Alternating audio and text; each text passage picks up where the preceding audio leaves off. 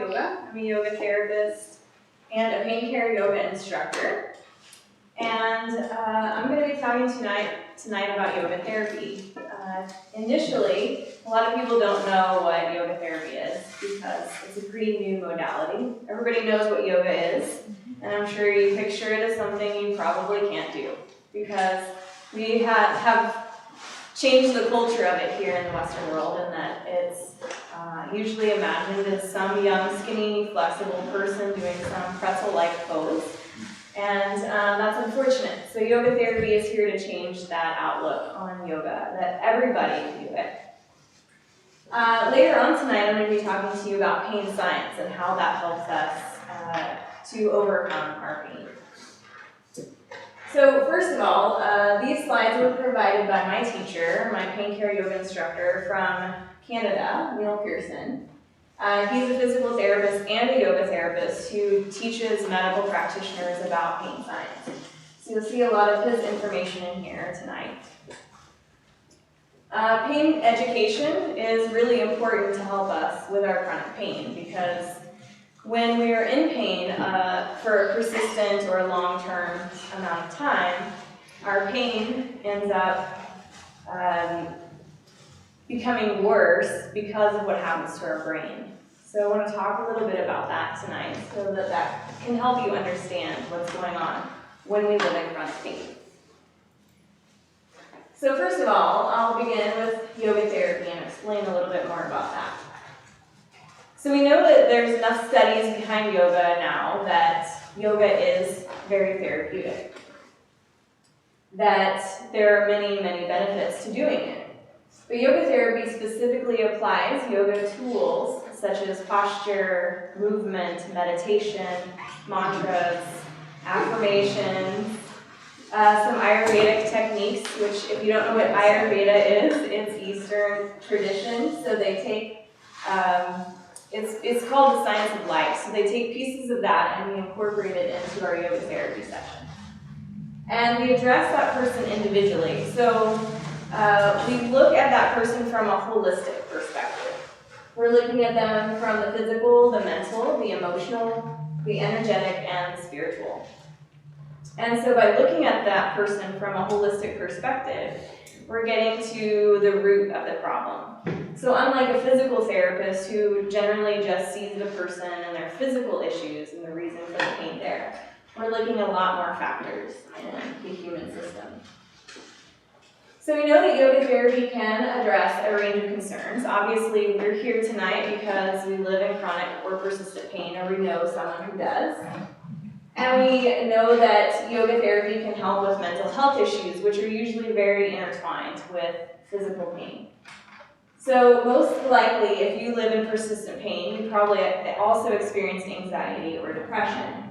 But we also know that sometimes mental health issues end up causing our chronic pain. Things like grief and loss are really huge in chronic pain issues. And then trauma, post-traumatic stress, and insomnia. So as I was saying earlier, yoga therapy is for everybody. We also work with neurological issues. So people you would imagine would never ever be able to do yoga, most definitely can with yoga therapy. And we work with people who have strokes, MS, Parkinson's, and traumatic brain injury. There are also yoga therapists who work in facilities now to deal with cancer, as cancer support, diabetes, heart disease, and then in addiction recovery centers. And then of course we help people with healthy aging issues. So what is the difference between a yoga teacher and a yoga therapist? Well, a yoga teacher gets 200 hours worth of training, and they will work on yoga philosophy and foundations, some anatomy and physiology. They'll also practice teaching. But a yoga therapist gets another additional 800 hours on top of that minimum, and they go to school for 2 years or more under the International Association of Yoga Therapists. So it's an accredited association where we continue to study psychology and additional biomedicine, in-depth anatomy and pathophysiology, extensive clinical practicum. So just like your physician has to work on actual people before they become an official doctor, we have to do the same thing. And then we learn to adapt yoga tools to those individual specific needs. So the difference between a yoga class and a yoga therapy session is that a yoga class, we generally go for the community. We go to be around like-minded people and to have an instructor who's going to teach us specific yoga techniques. In the Western world, it's generally just a regular practice that's often fitness-oriented. So it might have a focus. So hot yoga, flow yoga, yin yoga, restorative, those kind of things. And it's limited in its individual adaptations because that teacher may have 6 to 20 people in the classroom. She's probably not going to know exactly what all is going on in her life, let alone the 6 to 20 people that are in there. And she certainly won't be able to modify, or he won't be able to modify to everyone's specific needs. So with a yoga therapist, you would do a formal intake form, which means that you'll fill out an intake covering that holistic perspective. So we'll ask you questions like, how much sleep do you get? What kind of things do you eat? How much water do you drink? How much time do you spend sitting, bless you? How much exercise do you get? Along with things like, do you have a spiritual practice? What do you do to find joy or happiness? And things like that. And then we'll see you individually, where we do an individual assessment on the physical body, the posture, your gait, movement, range of motion. And then we'll address specific concerns. So those specific concerns that you have, but that also come up in the intake and the assessment. And we're going to tailor the practice to your goals. So whatever those goals are, I'm going to give you information and practices that you're going to take out into your life. It may be some lifestyle changes, it might be a movement practice, it might be breath work, it could be any number of things depending on the reason that you're seeing a yoga therapist. And it's a therapeutic relationship. So sometimes it's done in a group. For example, I have a pain care yoga class that I'll be doing at the Reardon Clinic, and that is a group setting in which everyone comes and they're in some sort of pain. There's also yoga for addiction, yoga for cancer, and things like that. But the therapeutic relationship means that what you say to me is confidential.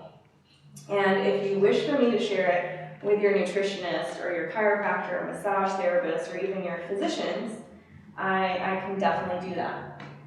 And the best part is that you don't have to know how to do yoga to see a yoga therapist. So how does yoga therapy work? Well, we are, as I said, a whole person with a lot of different things going on. So there's a lot of pieces to us. But we've done enough studies to know that if I give you one tool, such as breath work, that it's going to affect your musculoskeletal system, your posture, your physical body, but it's also going to affect your nervous system and your neurological processing.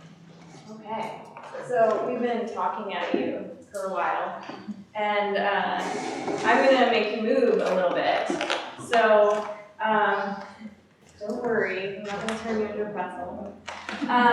What we do in a lot of our yoga therapy sessions, whether it's private or in like a pain care class, as I'll be doing at the Reardon Clinic, is run you through a joint frame series. So it's something that you can do every day, no matter your abilities. And you basically go through every joint in your body, all the way from your feet to the top of your head. And what it does is gets the energy flowing, helps us to wake up or get ready for bed. And even if you have been sitting all day or you've been working all day, you can take a little lunch break and do the joint frame series. It's very simple. Tonight's going to be a little faster version than I would normally do because of time. I want you guys to be able to get home and get on with your lives. So if you would do me a favor, I want you to get comfortable in your seat. So that might mean uncrossing your legs or sitting up in a nice straight posture as best as you can. And then let your arms relax in your lap so that your shoulders can relax. There's no tension in your body. And you can lean back against the chair. Just make sure you're sitting up nice and tall. And then maybe close down your eyes for a second. I'm going to go back to Amy's breathing here. I want you to feel your breath. Just kind of feel how it is, its natural state right now.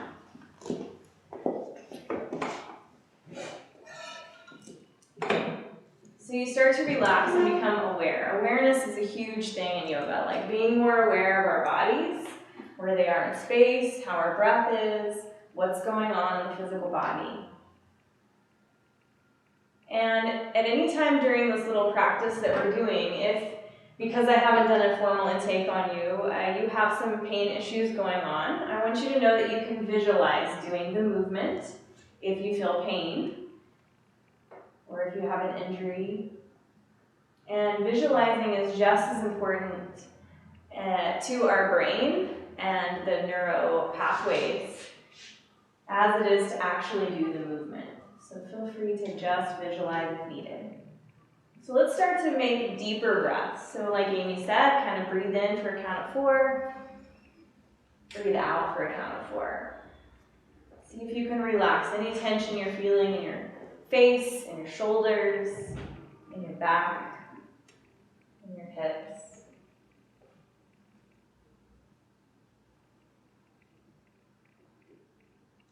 And then we're going to stay with the breath throughout the practice. We're going to start just with the right leg. So if you extend your right leg out a little bit in front of you, I want you to open your eyes now and look at your right leg. And as you inhale, I want you to flex your toes towards your shin. And as you exhale, point your toes. And do that 2 more times. Flex, inhale, point, exhale. Inhale. And exhale. And then same foot, start to draw some circles, clockwise circles with the foot. Inhaling and exhaling, nice slow circles. We always want to speed everything up.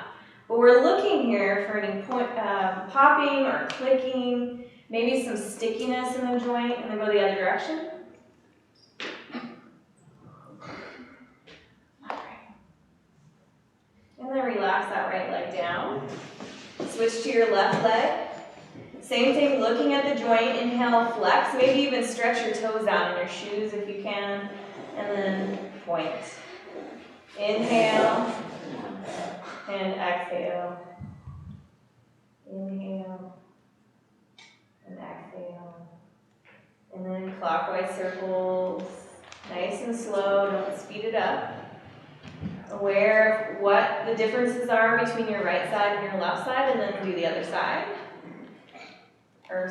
Circle the other direction. Yeah, and then relax that leg down. And then doing the best you can, I want you to go back to the right leg and start to move the knee. Bring the knee in towards your chest. You can use your hands if you need to. And then stretch it out. It doesn't matter how far it can come into your body. Just do the best you can. I know we have limited space. So stretching it out. Maybe you hear some popping or clicking in the knee joint. Maybe you feel that really tight hamstring when you stretch it out. You're inhaling as you bring it in and exhaling to stretch it out. Good, and then relax that leg down and switch to your other side. Second side, inhaling, bringing it in. Exhale, pressing it out. Is there a different range of motion in one side than the other?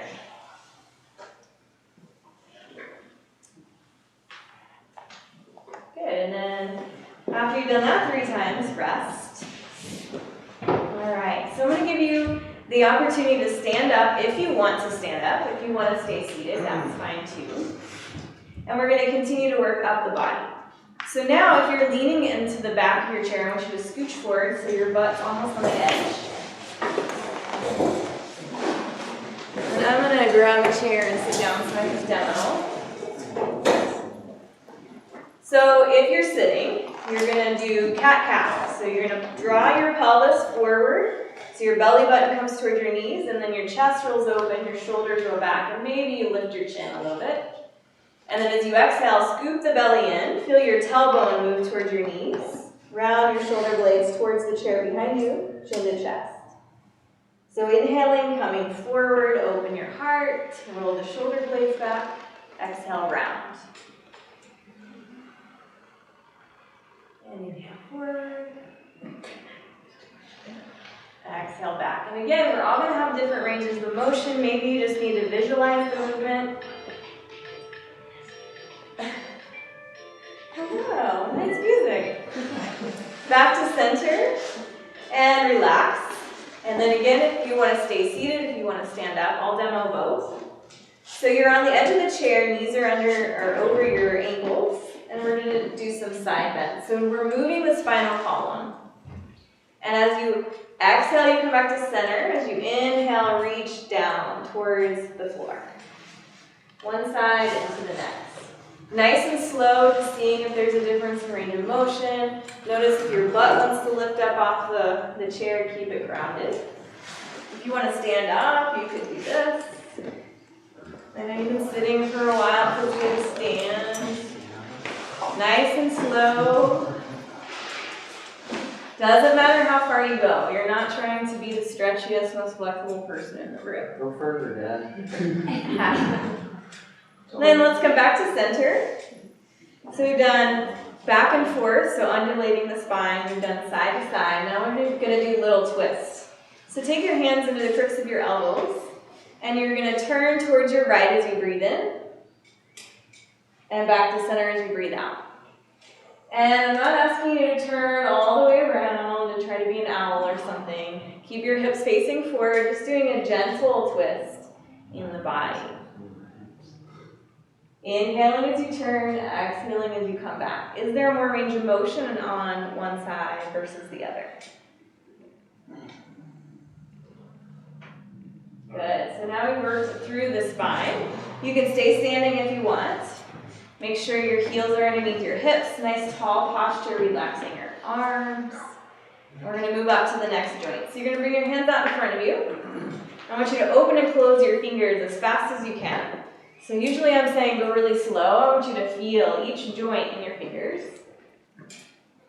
Might feel like a little bit of work in your forearms too.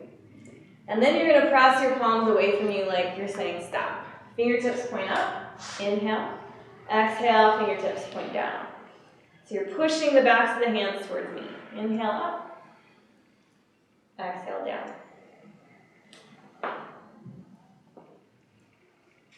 Good. Looking at range of motion in the wrist. Is one more flexible than the other? Is there some popping or clicking, some stickiness? And then go ahead and close your hands into a gentle fist. And usually we do one at a time, but for time's sake, we're going to do both. And I want you to try to move just your wrists, not your forearms, not your elbows. Remember the breath, go the other direction. Nice and slow. And then relax, flip your palms up. Work the elbows. So bring the fingertips to touch the shoulders, and then open the palms back up. Good. Inhale. Exhale. Is there popping and clicking in the elbows? Do you hyperextend and really lock your elbows out? And then bring the fingertips to touch the shoulder blades, and work on bringing your elbows towards each other, even if they don't touch. See how close they get? And then take an in-breath and open your elbows apart. Let your chest and collarbone spread. So exhale, squeeze the elbows together.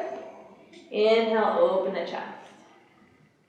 And again, not judging if it doesn't touch, elbows don't touch, or if there's popping or clicking, just noticing, observing that in your body.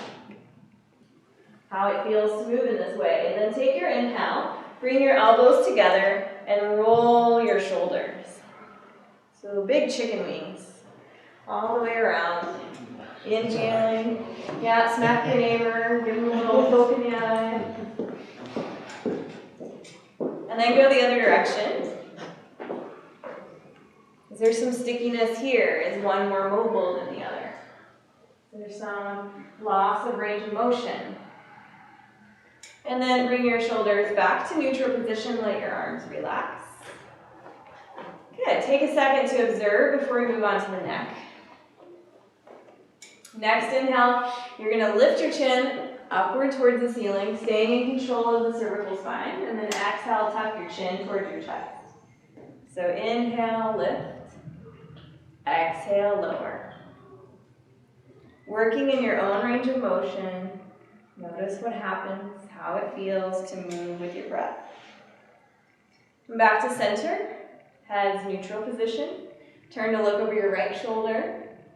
Exhale back to center. Look over the left shoulder.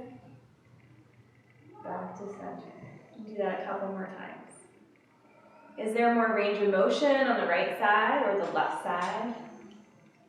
You feel some grinding in the cervical spine, or notice the shoulder lifts up.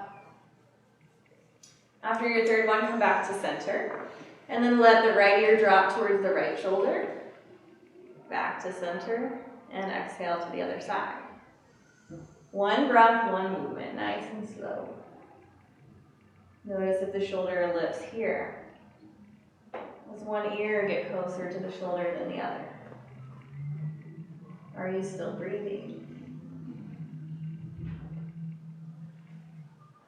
Okay, when your head comes back to center, go ahead and have a seat again. And as you sit down, get again nice and comfy. And I'm a yoga teacher, so sit with good posture. Relax your arms in your lap. Take a second to come back into your body. So maybe close down your eyes so you take away all of the external. Notice your breath again. See if you can come back to that 4-count breath if you've kind of forgotten about that. Inhaling and exhaling.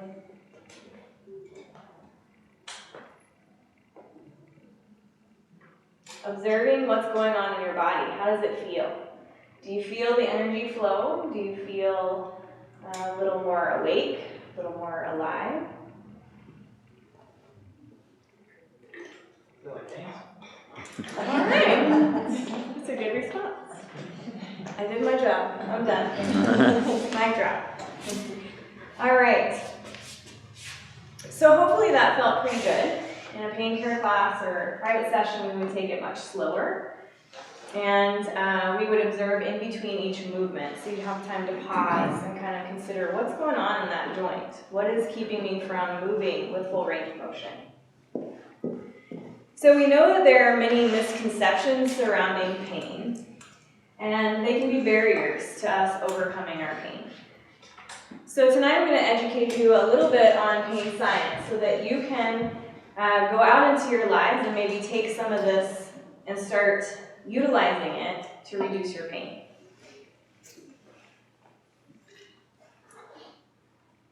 So how do yoga therapy and pain science affect pain? So I'll tell you, it's unfortunately not a magic pill. As Amy was saying earlier, we have a huge opioid crisis in our country because we were prescribed opioids for acute pain is good. Chronic pain, it's not going to be very effective. So the medicine cabinet is inside of you. And we know that as a human, pain is inevitable. We're all going to suffer at some point in our lives, whether it's emotional or physical pain. And there's not a quick fix, unfortunately, and sometimes it takes multiple modalities or multiple things in your life that's going to help you overcome your pain. And pain is very unique. To each one of us, we're going to experience pain in different ways and for different reasons. So it's the reason that you need to think about your nutrition, or you need to think about doing chiropractic care, or massage therapy, or yoga therapy. And yoga helps to come to some different perspectives on our pain. And I think it helps us to really be able to see where our pain is coming from, that it's not necessarily always just a physical issue, an injury or scoliosis or some other physical structural problem. So all of us have had a paper cut, right? It's pretty painful. But unfortunately, a paper cut is not going to kill us, fortunately. It's not going to kill us, not unfortunately, fortunately. So we know that from this, that a paper cut is not going to kill us, which means it hurts really bad, but it's not an accurate indicator of how much damage is being done to our body. And so pain then is complicated. It's not giving us the information that we need, and it's not simple. So then if it's not giving us an accurate indication, then what is the purpose of it? Why do we feel it? Well, pain is a sophisticated protection system for our pain management. And we think the purpose of pain is to tell us where our pain is, what it is, and how bad it is. But that's not true. The pain that you feel doesn't accurately depict the severity of your injury, just like in the paper cut. If you think about brain freeze. Brain freeze is another good example. It hurts really freaking bad, but it's not gonna hurt you. It's not actual damage to your tissue. And so the true purpose of pain is to tell us the evidence of danger, but it's only to get us to stop or change our behavior. So, pain is a protection mechanism. And it tells us in different ways. So we might have an unpleasant situation or an unpleasant sensation. So that would be tingling or numbness or stabbing or shooting pain. We might have tight muscles. So we all, if we've experienced chronic or persistent pain, know that our muscles will tighten up and get very stiff. We also might experience weakness in the muscles. If you've stubbed your toe or hit your knee on a coffee table, the first thing you do is pull it up into your body, and it does that in order to protect you from injuring yourself more by keeping you off of it. Protective postures. So if something's being thrown at you or falling out of the sky, you're going to curl up and protect your head and your internal organs automatically. Fear, anger, and anxiety. So fight, flight, and freeze, right? We have those as a protection system. And our breath might change. We might start to hold our breath or breathe really, really quickly. So the definition of pain, according to the International Association of the Study of Pain, is that pain is an unpleasant sensory and emotional experience associated with actual or potential tissue damage, or described in terms of such damage. So I have a good example of this. Lorimer Moseley is an Australian neuroscientist. He's one of the major pain care neuroscientists in the world.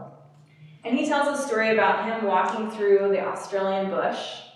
And as he's hiking through the bush, something touches the outside of his leg on the skin.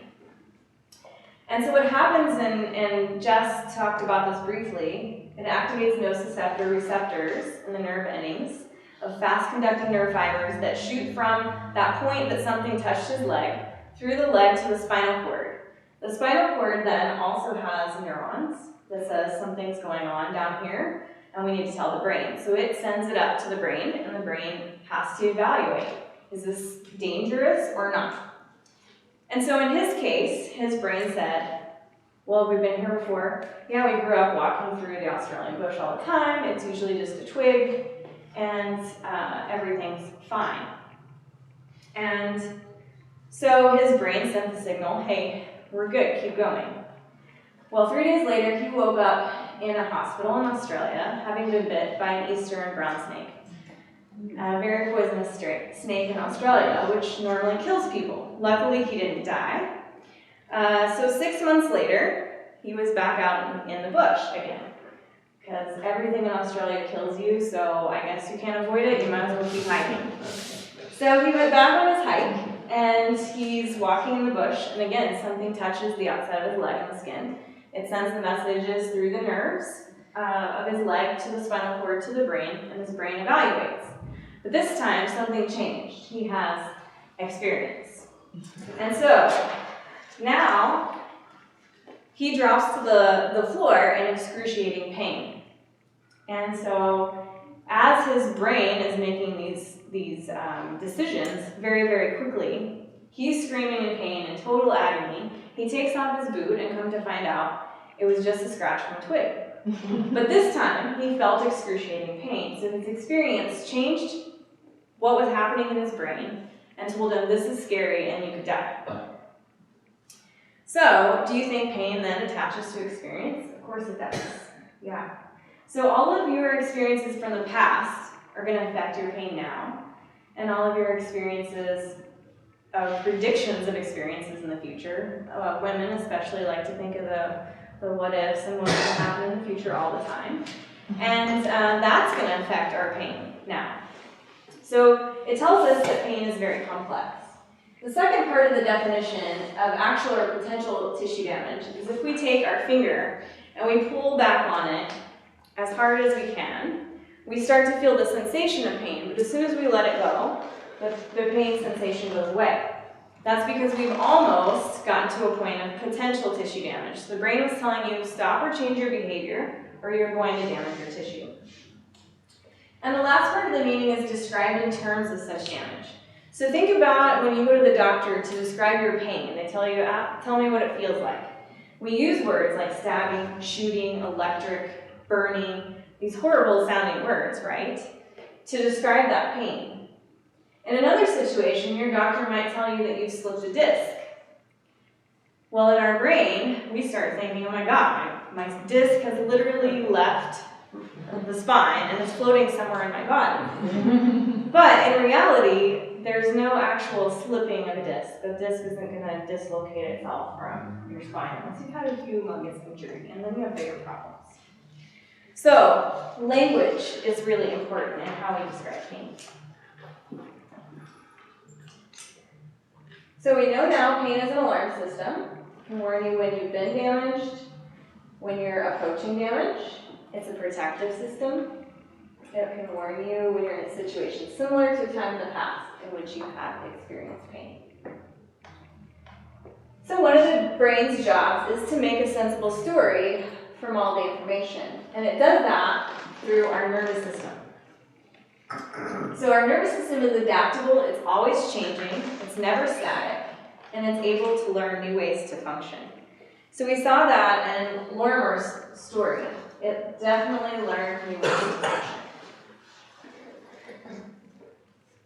And we talked about the nervous system a little bit. I didn't identify it as that, but Jess talked about it too. Our nervous system is made up of 3 parts, and that is the nerves themselves, the spinal cord, and the brain.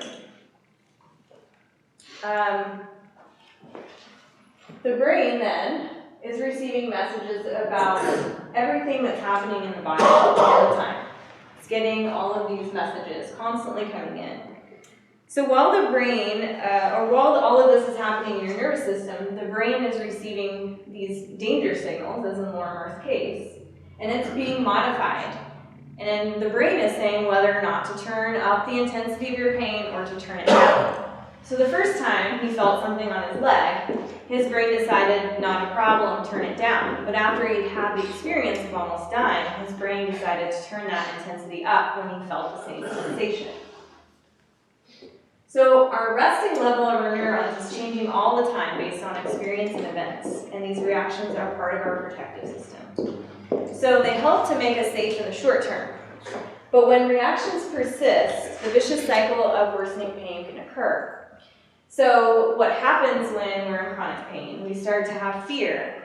We start to have ruminating thoughts. We can't stop thinking about our pain. We can't stop talking about it. It's the first thing on our mind all the time, from the point we wake up to the point we go to sleep. Not only do we start ruminating, but sometimes we start catastrophizing. So we start thinking, I'm never going to get better. This is horrible. I'm never going to be able to do all the things that I used to be able to do. Or I'm dying. And so when that happens, this leads to feelings of anger, anxiety, depression. And all of these things feed back into that pain system. So our sensitivity keeps increasing to pain, even though there's no more damage to our tissues. And when pain persists, our brain starts to change chemicals and produces and releases. And those chemicals are hormones that stimulate our fight, flight, freeze. So we're constantly in the state of anxiety, which causes muscles to tense, which causes our blood pressure to go up, our heart rates.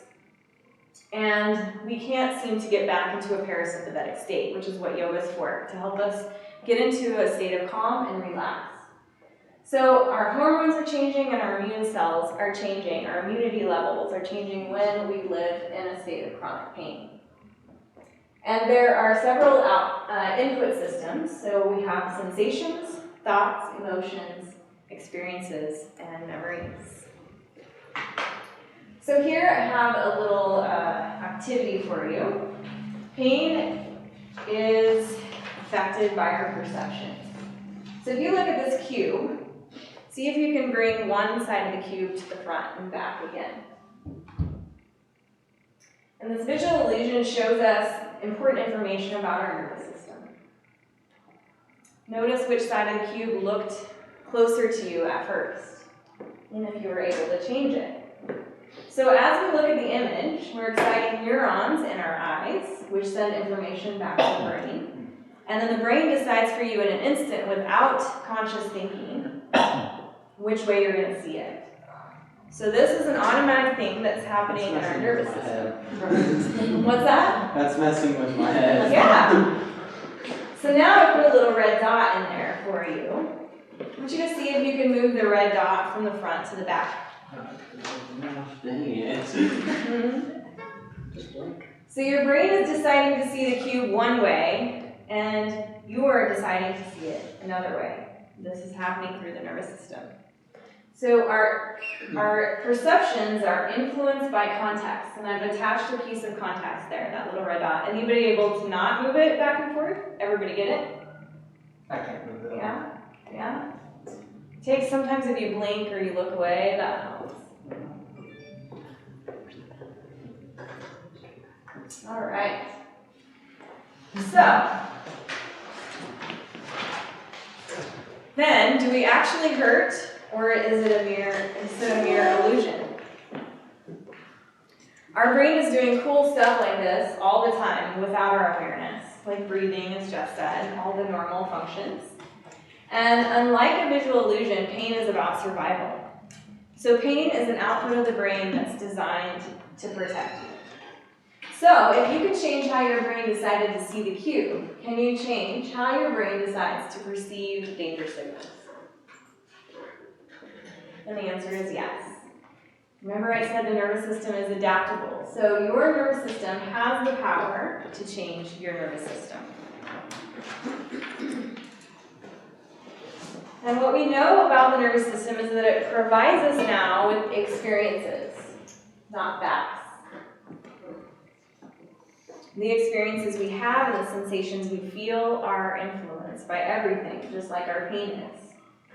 So if 10 of you in here had low back pain, and all 10 of you came to me with your low back pain, I can tell you that each one of your back pain, despite the fact that it's all low back pain, would be a unique experience. You're going to feel it differently than your neighbor and everyone else in this room.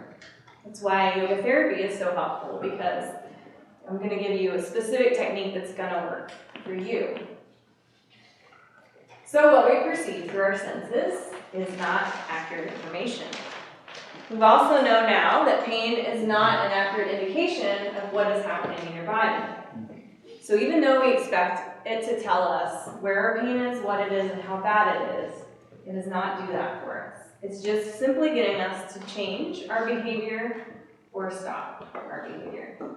So coming to a new understanding of pain is one of the most important things for people to accomplish as we begin to live well again. So I mentioned earlier we have these changes with persistent pain in the nervous system. That change happens in the neurons and the tissues, it happens in the spinal cord, and it happens in the chemistry of our brain. So when persistent pain continues, your nervous system becomes better at reading, sending danger signals. It becomes better at paying attention to them. So automatically your nerves are practicing what they preach. And if we think about this from a different perspective, I liked Amy's analogies earlier. So if you think about an animal, you're on a hiking trail, and you're on the people path, but you look out at the abundance of the earth around you, you're going to see little animal trails too. And so these animals walk those same trails constantly, every single day, and they follow that same path. Well, our brain is doing the same thing. It's creating nociceptive pathways in our brain. So the more we continue to have these thoughts of my pain is horrible, my pain is here, my pain is never going to go away, then we're creating these ruts or grooves, just like the animal is in the earth, that are training our brains to continue to take the fast lane to pain. So there's an illusion that there's an increase of sensitivity. There's an illusion that our pain is spreading. There's an illusion that our pain is worse than it actually is.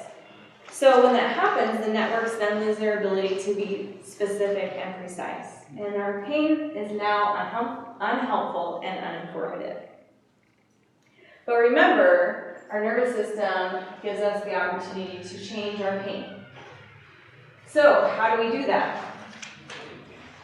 So we understand now how the brain and the nervous system work in cases of persistent pain. So now we're going to start to look at that alarm system.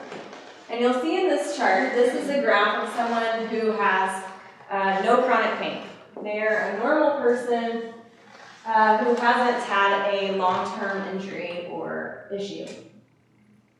So you'll see the tissue tolerance is very large on the graph. So the alarm for this person is going to go off when there is almost or potential tissue damage. And you'll see that little stimulus go up.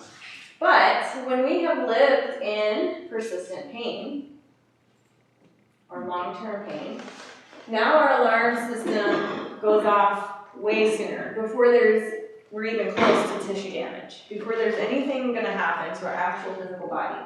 We feel the pain. And so what do? We stop doing the activities that we used to be able to do because it causes too much pain. We stop going out, we stop doing things that we enjoy. And we basically feel pretty miserable. So here, now our alarm system goes off, we have a flare-up, and we're nowhere near that tissue damage. So how do we get our alarm system to go back up to where it used to be, even though we've been living in this chronic pain? That's probably what caused your problem. So, remember, we can influence our pain. So I'm going to kind of give you some tips and tools that you can take home with you tonight on how to do that. So we have a baseline.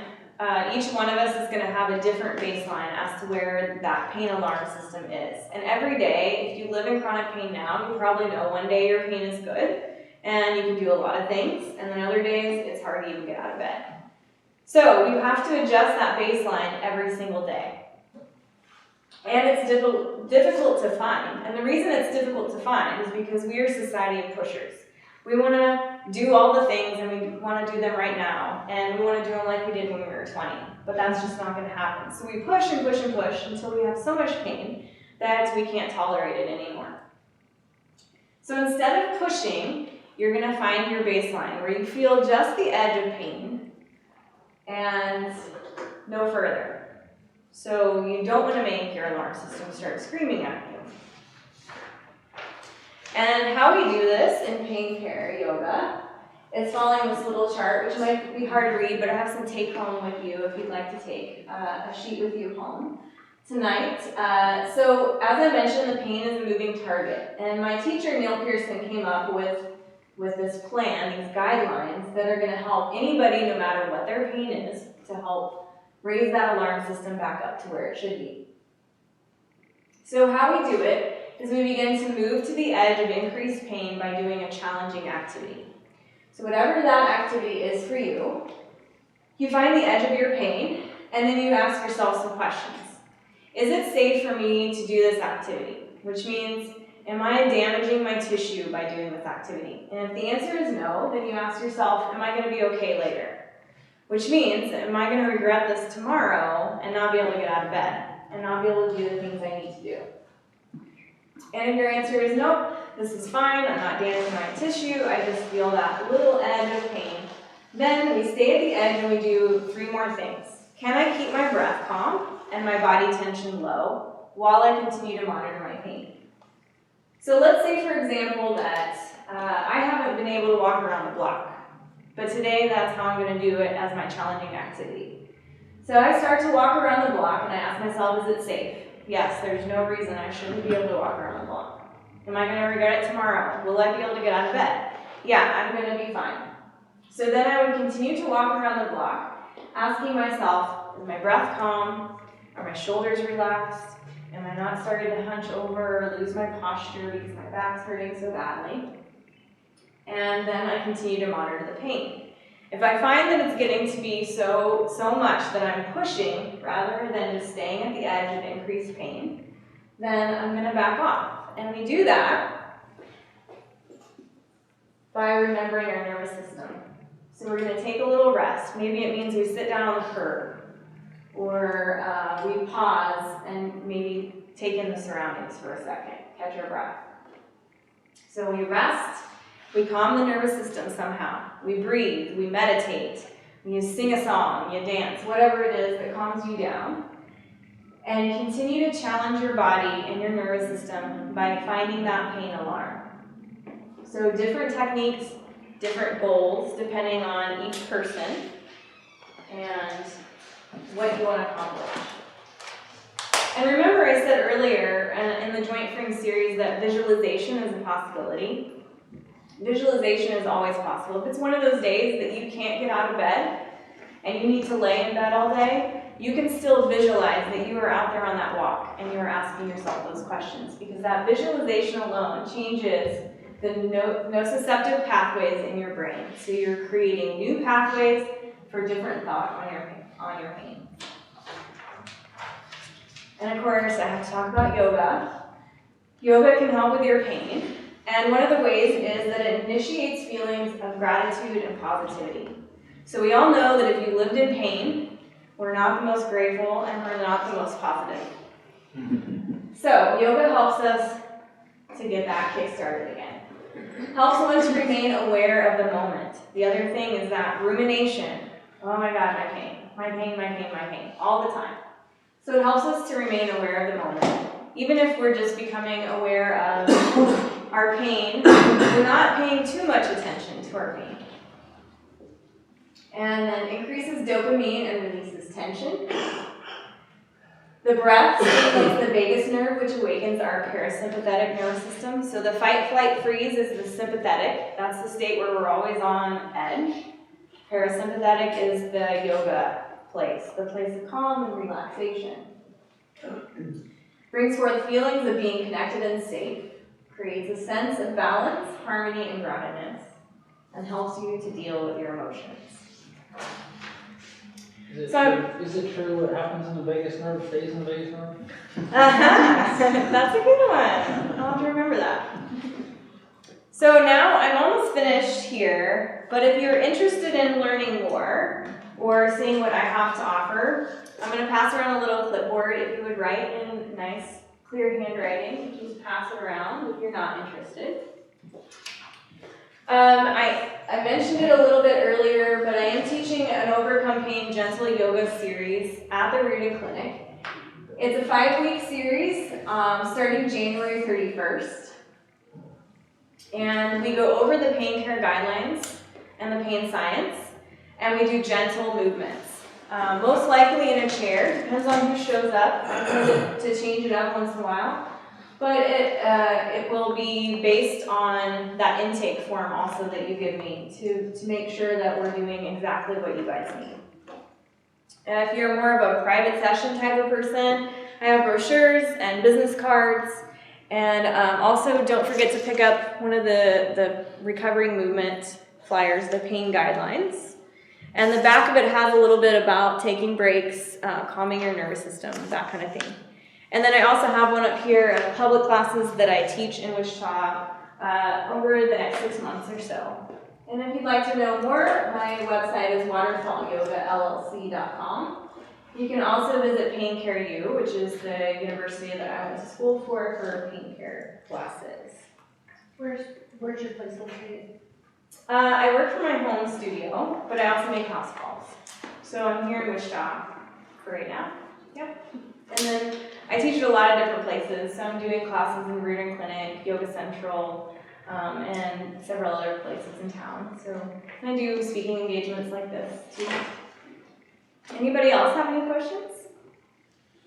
We've kind of covered a lot tonight, so your brains are probably fried, but hopefully that movement practice helped, or there's something that you can take from this and utilize in your life. So before I close up, I'd just like us all to take a second again. Maybe close down your eyes, sit up nice and tall. Come back to your breath. Maybe a big breath in and out. It's over, you go home, go to sleep. So I'd like you to allow your mind to arrive at a place that feels like gratitude, even if you're not very grateful right at this moment. Let your mind think about that word. And instead of gratitude being just a thought, what does it feel like in your body? What does gratitude feel like in the physical body?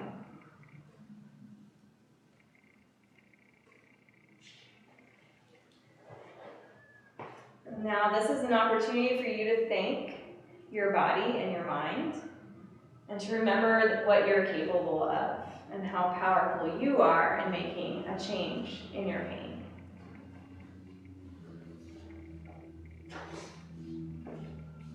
Thanks for coming.